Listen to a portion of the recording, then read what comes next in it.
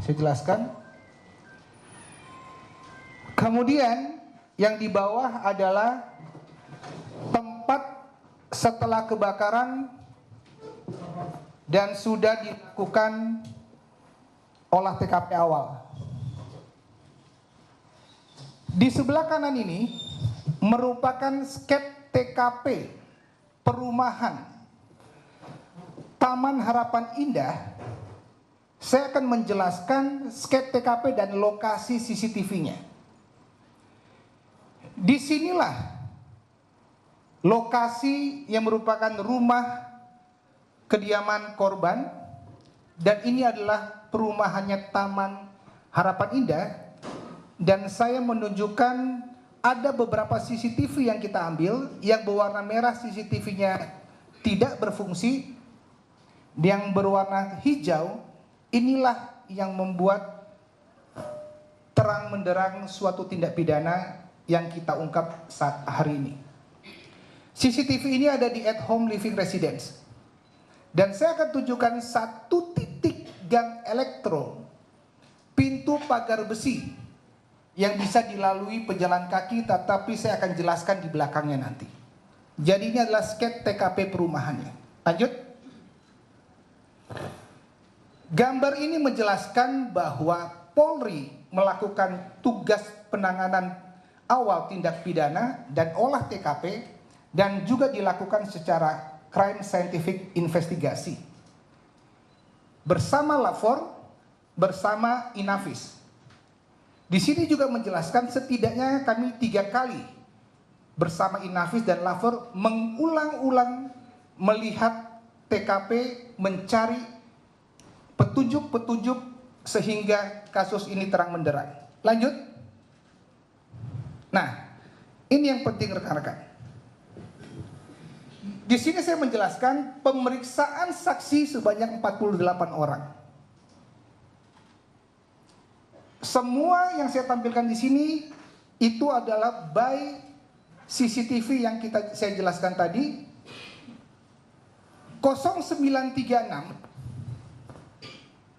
korban Wina Valinda itu terekam CCTV keluar dari komplek pukulnya 0936 menggunakan kendaraannya BK 1494 JA Fortuner, dan hasil keterangan yang dituangkan di dalam berita acara pemeriksaan yang bersangkutan meletakkan kunci pintu depan rumahnya di tempat rak sepatu yang berada di teras depan rumahnya.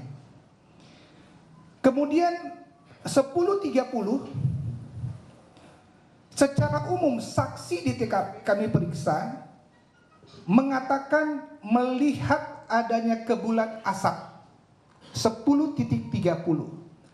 Jadi masa ini prediksi awal kami 9.36 sampai 10.30 waktu duga terjadinya kebakaran selama 54 menit. Jadi rentan 54 menit itu dugaan awal. Disitulah proses terjadinya kebakaran, dugaan awal.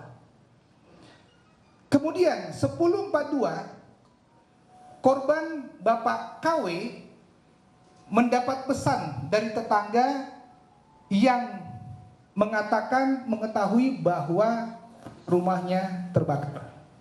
Lanjut. Dan 10.49 ada security yang menelepon istri dari korban mengatakan ada terjadinya kebakaran dan meminta izin untuk masuk dengan cara mendobrak pintu depannya. Jadi kemarin ada pintu yang sudah pecah, itulah yang dilakukan. Kemudian 10.53 pemadam kebakaran tiba di TKP. Kemudian 11.06 PLN petugasnya membantu mematikan aliran listrik untuk memudahkan pemadaman api. Lanjut.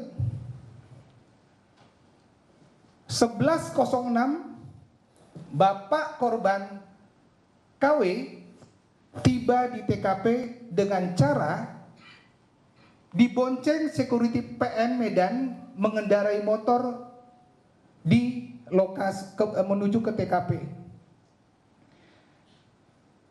Pada saat 11.12 istri korban tiba di lokasi kebakaran dan 11.16 personel Polsek Sunggal tiba di TKP. Saat tiba di lokasi, keluarga korban sudah berada di rumah dan sudah banyak sekali barang-barang yang dibersihkan. Sudah ada beberapa perlengkapan yang dikeluarkan dari lokasi sehingga kami mengamati dan melakukan olah TKP seadanya. Pada saat itu sudah banyak yang dikeluarkan. Lanjut.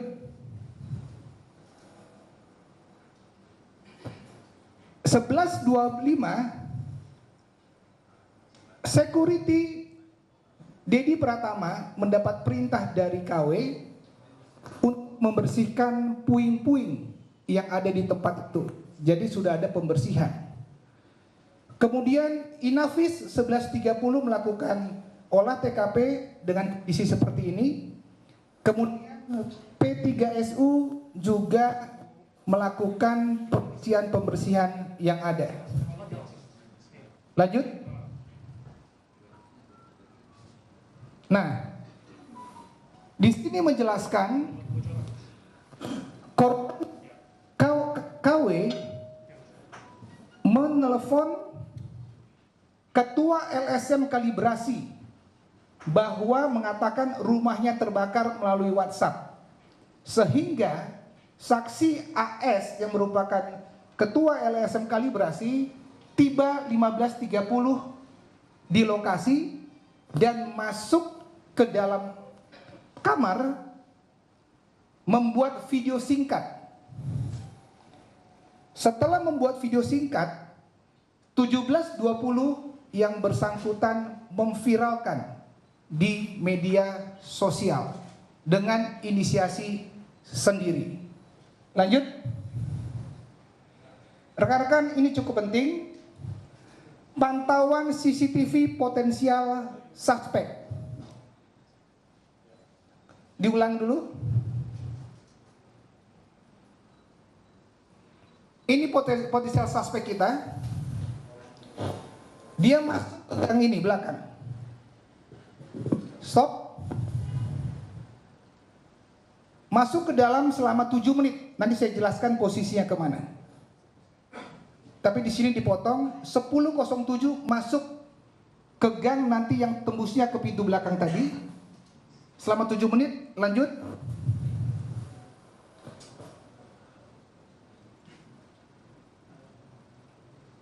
Ya. Kemudian suspek tidak langsung ke perumahan, tetapi dia berkeliling-keliling dulu di jalan besar itu sambil mengamati. Lanjut. Bukan. Terus saja, terus. Ya. Diamati. Ternyata potensial suspek tidak langsung masuk ke perumahan, mengamati di posisi yang ada CCTV tadi. Selama beberapa menit langsung menuju ke pintu masuk perumahan. Tetapi melihat ada penjaga di sana sehingga dia memutar kembali. Memutar kembali, terlihat hasil pemeriksaan di dalam berkas perkara yang bersangkutan mengatakan memastikan agar rencananya tidak gagal.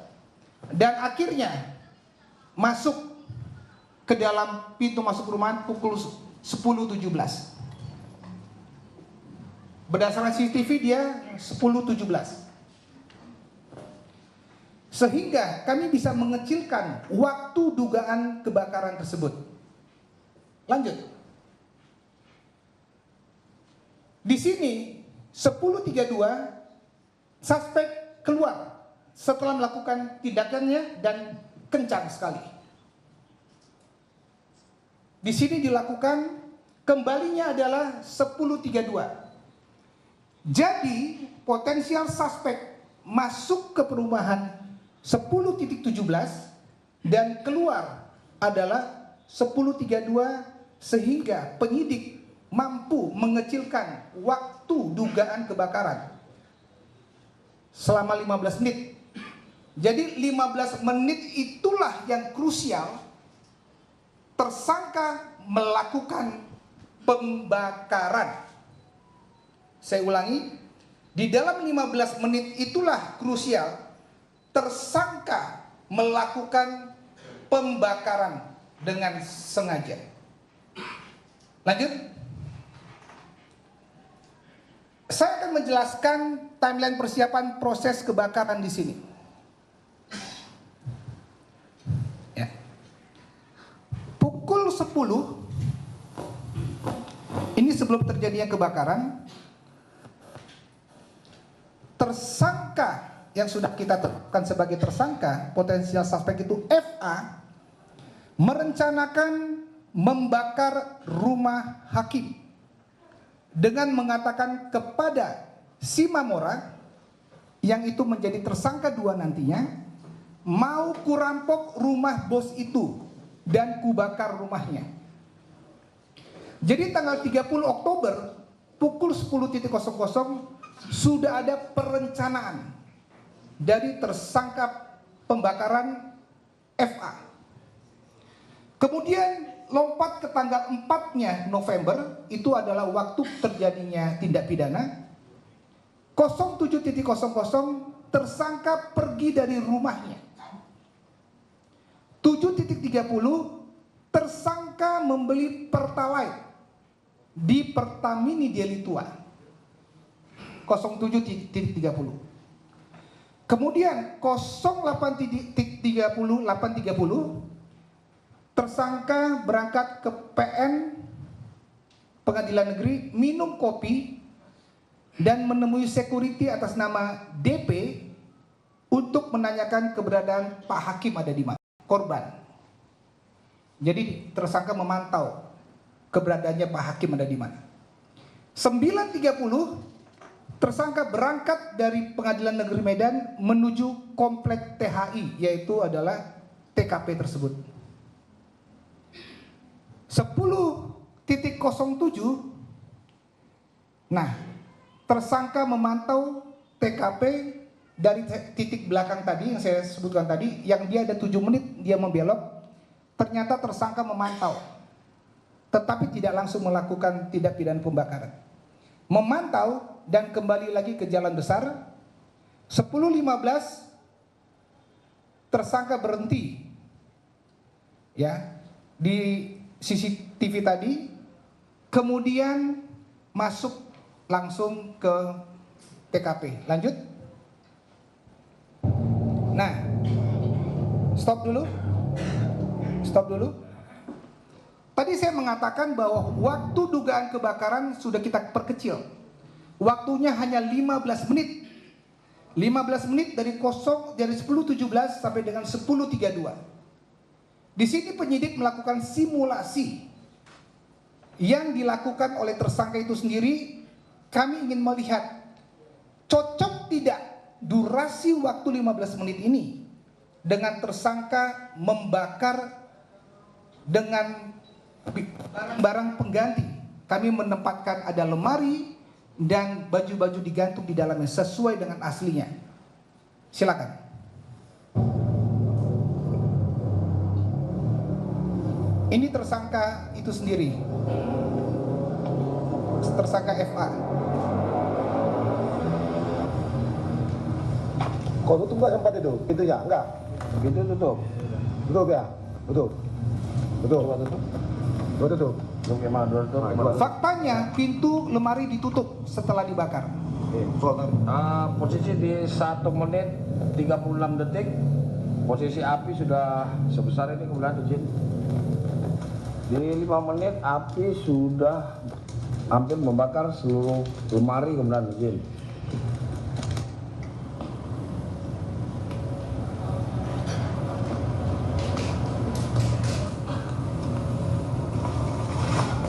Mohon izin Komandan, di pukul 12 menit untuk lemari, tiang-tiang lemari sudah roboh Komandan. 12 menit simulasi tersangka berhasil membakar tanpa akseleran. Berarti tanpa akseleran itu tanpa bahan-bahan yang mempercepat kebakaran seperti pertalite atau lain-lainnya.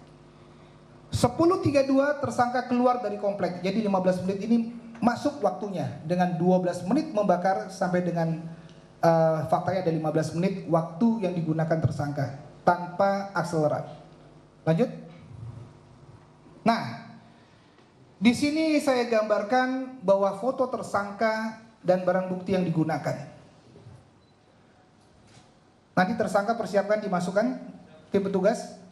Dilihat sebelah kiri, ini adalah foto tersangka pada saat menggunakan perlengkapannya dari helm, baju, tas sandang, celana, sepatu, motor, semuanya tim berhasil mengamankan dan menyitanya. Kemudian inilah foto tersangkanya. Perannya adalah dengan sengaja dan berencana membakar. Tersangka dipersiapkan masuk. Motifnya sakit hati dan dendam terhadap korban.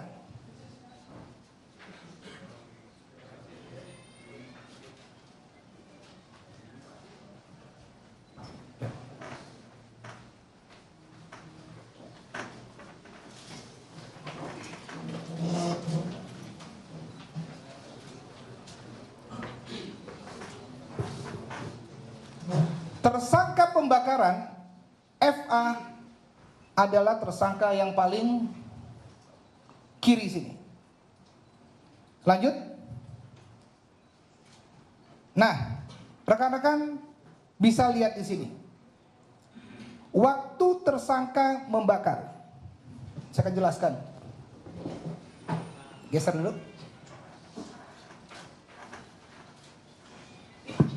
Begitu tersangka masuk, motor langsung diparkirkan persis di depan rumah. Dengan kepala motor menghadap pintu masuk komplek. Ada dua pintu, satu pintu garasi dan satu pintu kecil. Tersangka yang dimaksud tersangka FA ini merupakan mantan supir korban. Saya ulangi, dia merupakan mantan supir korban yang sudah tidak bekerja lagi. Sehingga tersangka mengetahui selak-beluk yang ada di komplek dan yang ada di rumah.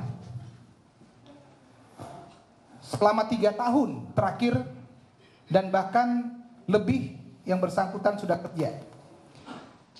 Tersangka masuk dan mengambil kunci di rak sepatu.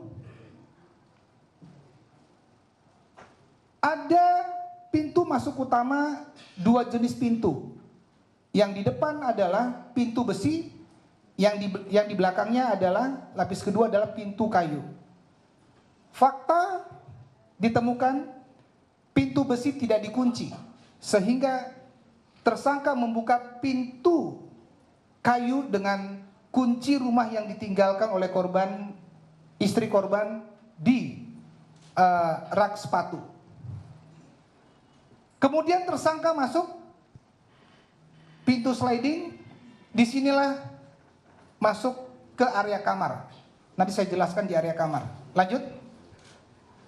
Nah, ini adalah area kamarnya. Tersangka mencongkel pintu kamar yang dikunci dengan obeng yang dibawa dan sudah dipersiapkan ada di depan sana. Begitu masuk tersangka langsung menuju lemari pakaian milik istri korban. Tadi sudah diperagakan, ini contohnya. Membuka bagian sebelah kiri. Setelah dibuka, nggak dikunci pintunya. Kemudian membuka yang di sebelah kanannya, ada laci yang terkunci dan dibuka kembali dengan obeng. Disitulah adanya perhiasan milik istri korban ada di depan situ, yang berhasil didapat oleh tersangka, dipindahkan ke tempat tidur karena tersangka bawa tas lempang. Isi tas lempang dikeluarkan.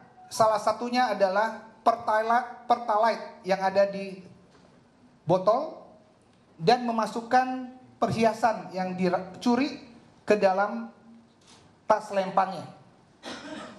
Kemudian dilanjutkan, setelah berhasil mencuri perhiasan, dilanjutkan proses pembakaran. Tersangka mengambil tisu bambu yang ada di dekat TV, kemudian membakar pertama kali di sebelah sini, di bagian pintu, di bagian dalam baju yang digantung. Kemudian dibakar kedua di sebelahnya, dan dibakar ketiga di bawah laci. Kemudian dibakar tempat spring bed di tempat tidur ini dan memastikan terbakar.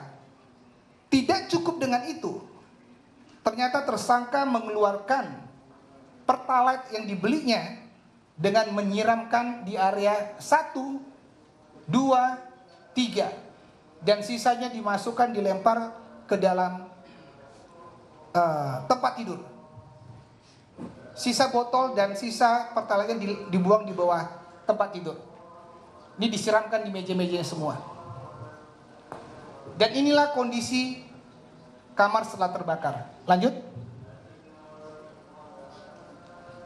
Di sini saya menjelaskan timeline pasca pembakaran. 4 November, tersangka A, tersangka pertama, dari TKP langsung menuju toko emas Barus, menjual perhiasan hasil curian tanpa surat senilai 25 juta rupiah berhasil dijual, 25 juta rupiah, dan tersangka 1 menghubungi tersangka 2 Simamora, ya, tersangka 2 untuk bertemu di SPBU sambil menanyakan situasi rumah Pak Hakim dan memberikan uang jajan sebanyak 5 juta untuk tutup mulut.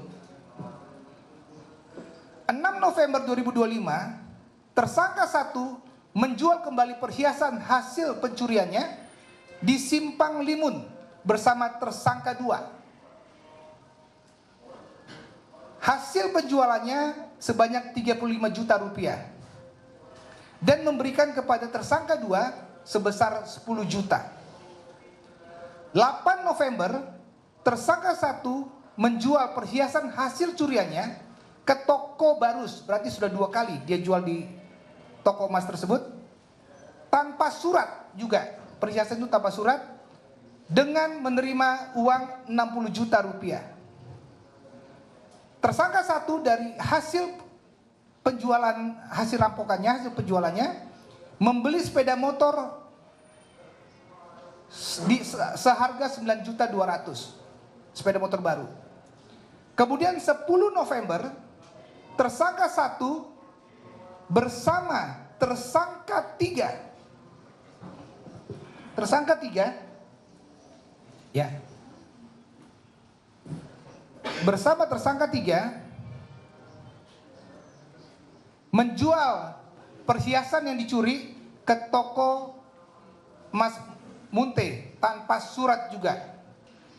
Bisa dilihat di situ, tersangka 3 terekam CCTV dan baju pada saat terekam berhasil kita amankan juga di situ. Lanjut. 12 November, tersangka 1 menjual perhiasan ke toko Barus, sudah 3 kali berarti dia menjual di situ, seharga 280 juta namun demikian meminta untuk dikerjakan menempah kembali menjadi gelang dan cincin sebanyak 75 gram. Tetapi belum sempat dijadikan barang. Inilah yang kita sita, emas batangan yang belum ditempa dari toko emas tersebut. 13 November, tersangka 1 bertemu dengan tersangka 2 di SPBU menyerahkan kembali uang 10 juta sambil menanyakan apakah semuanya aman. Ternyata tersangka 2 itu memiliki kedekatan juga dengan korban Hakim, sehingga tersangka 1 ini sering menanyakan bagaimana perkembangan situasi pasca pembakaran di TKP, bagaimana perkembangan keluarga korban. Tanggal 14 November, puji Tuhan, tersangka 1 berhasil diringkus oleh tim kita beserta dengan barang bukti lengkap dan sempurna. Lanjut. Inilah barang bukti hasil kejahatannya yang disita dari tersangka 1.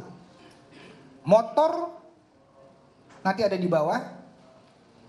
Cincin yang diserahkan kepada istri tersangka dan hasil uang sebanyak sekitar berapa? 200 juta. Dan kita mengamankan buku-buku rekening yang ada, buku rekening atas nama istri, buku rekening atas nama anak, dan baru dibuka dan uang hasil kejahatan dimasukkan ke situ. Lanjut. Ini adalah tersangka 2. Perannya adalah mengetahui rencana pencurian dan pembakaran, menerima hasil kejahatan 25 juta rupiah, dan ikut serta menjual hasil pencurian emas bersama tersangka 1. Itu adalah barang bukti yang berhasil kita sita, ada di depan sini juga. Kemudian selanjutnya, tersangka 3 HS peran membantu tersangka 1 menjual perhiasan ke toko Munte dan menerima hasil penjualan emas. Barang bukti ada yang pada saat dipakai sudah kita sita. Lanjut. Tersangka terakhir, tersangka 4 yang merupakan pemilik toko emas Barus. Perannya membeli hasil kejahatan penadah dari tersangka pertama sebanyak 3 kali, berupa cincin 4 buah, kalung 3 buah, gelang 4 buah, anting 3 buah, dan nilainya cukup fantastis, yang kesemuanya itu diterima oleh tersangka 4 tanpa adanya dokumen atau tanpa adanya surat-surat dari perhiasan itu sendiri. 1 keping emas hasil leburan berhasil kita sita, yang rencananya akan dibuat cincin gelang untuk tersangka 1. Lanjut. Demikian untuk paparan singkat perkembangan dari hasil proses penyelidikan, penyidikan, dan para tersangka yang sudah kita tetapkan sebagai tersangka. Saya rasa cukup sekian. Kita tunggu sebentar, lagi ada azan.